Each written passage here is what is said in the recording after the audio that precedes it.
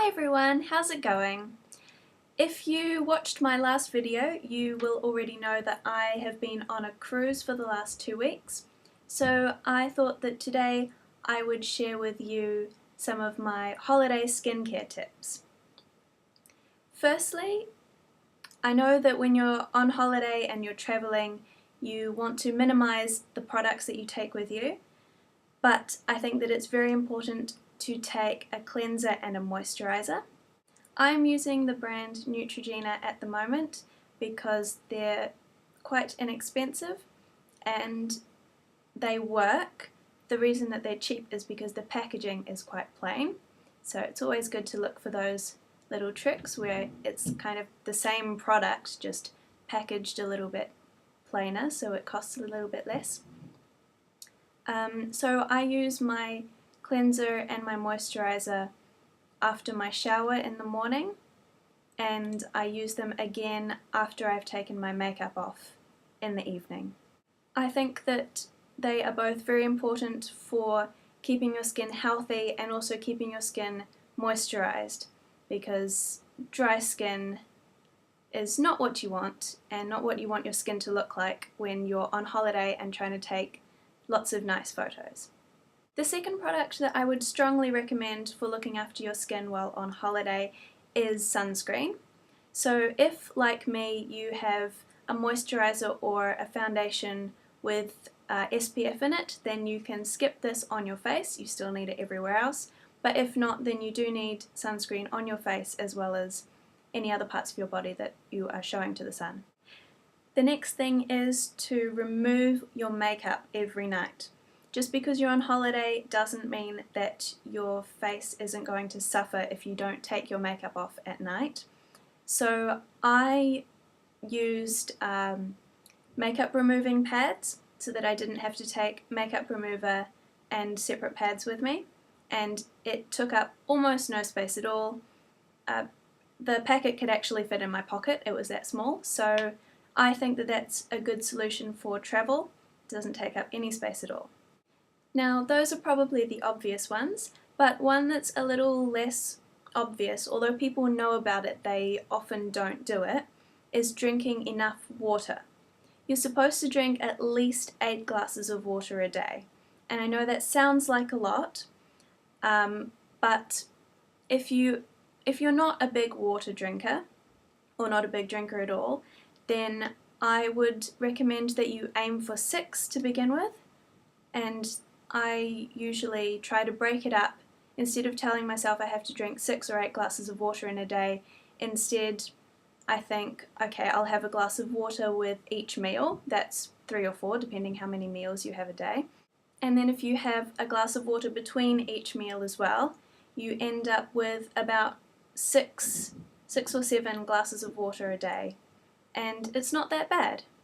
The other trick that I use is always keeping a bottle of water next to me.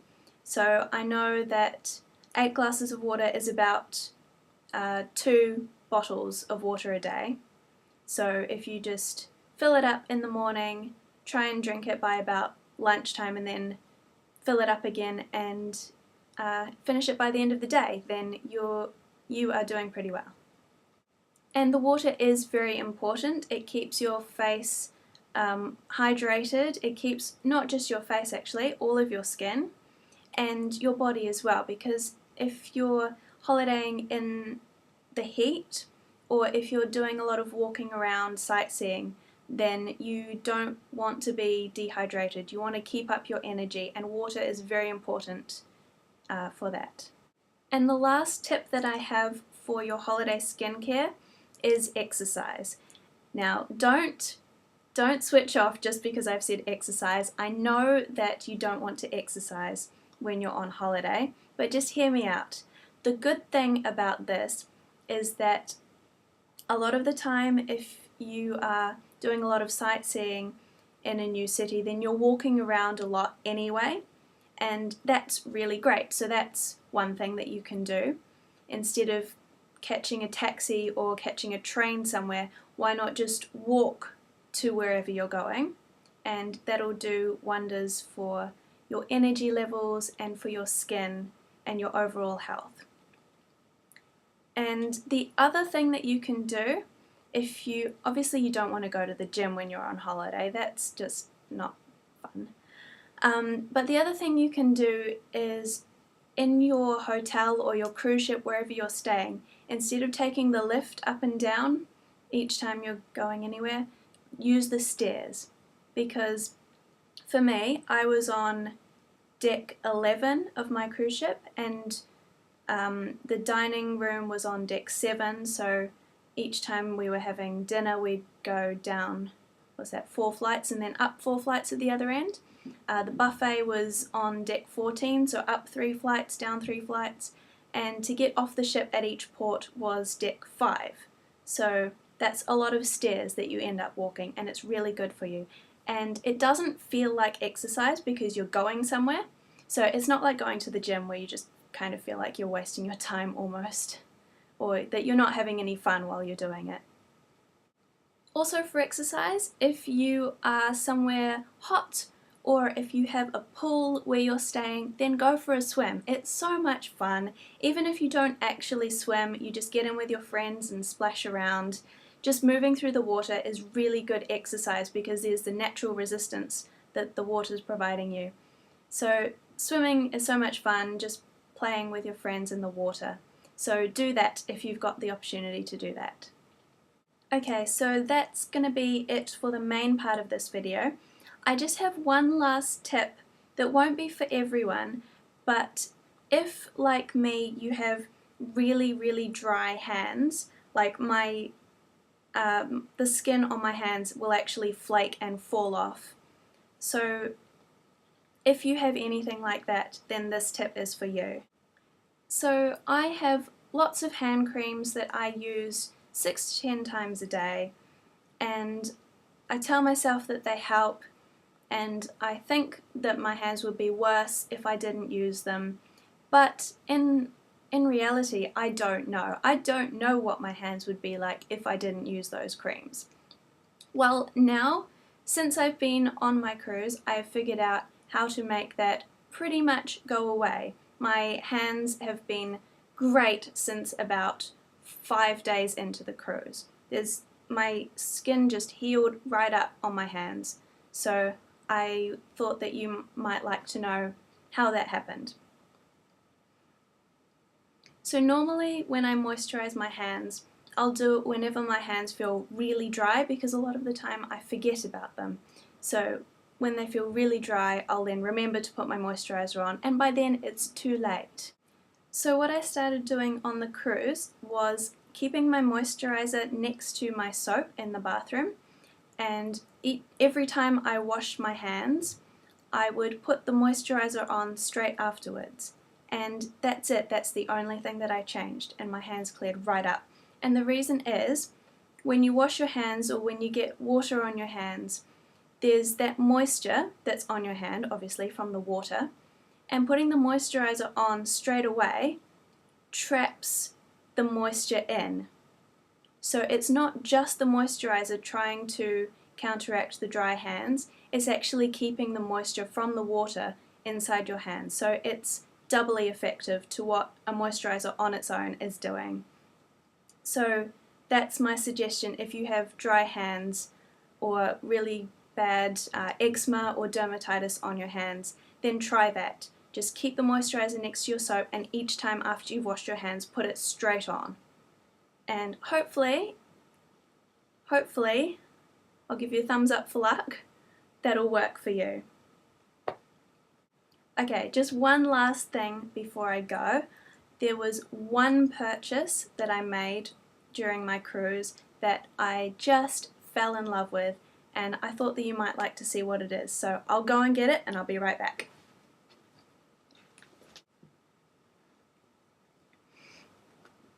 At one of the ports that we stopped at, there was a little antique type hat shop, and I said, oh, we've got to go in there. It looks like the cutest shop. I promise I won't buy anything. I just want to experience like a little slice of history, which is exactly what it looked like the old style hats.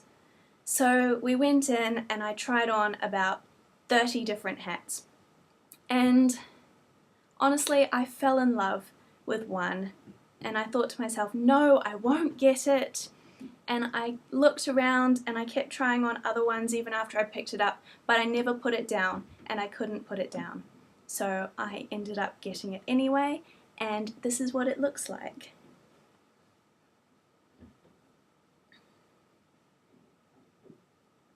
It's so cute. It's a navy blue with a black ribbon around it and a little buckle here, and apparently ladies are supposed to wear the buckle on the right. And this shop only did females' hats, but apparently if you do find a male's hat in this kind of style, I'm not sure what it would look like, but if you do find one, the decoration is supposed to go on the left for a male, on the right for a female. It's like a little piece of history, and I really like sophisticated styles and things that look classy, and I just think that this is so beautiful. And also because it's blue and I wear so much blue, I think that it'll go with pretty much my entire wardrobe, and I just could not walk away from this, and I love it. So anyway, give this video a thumbs up if you enjoyed it, and subscribe to my channel if you would like to see more videos like this one, and I will see you next time. Bye! Now I have to apologise that my background keeps changing, and look, I've done it again just to confuse you. But the reason is that we are in the middle of moving house, and so we are currently staying in someone else's house just for the next 2 weeks until the next house has been vacated by the people who are currently in it. So the next couple of videos may also have strange backgrounds, but it's because a lot of our stuff is in storage, but a lot of it also came with us, and this room is just an absolute mess, and it's a nightmare trying to find somewhere decent to set up the camera. But hopefully once we've moved in a couple of weeks, I'll find a nice place to put it once we have unpacked everything. Everything has its little place. Yeah, so hopefully there'll be a nicer background in a couple of weeks, and it'll stop changing every time I do a video.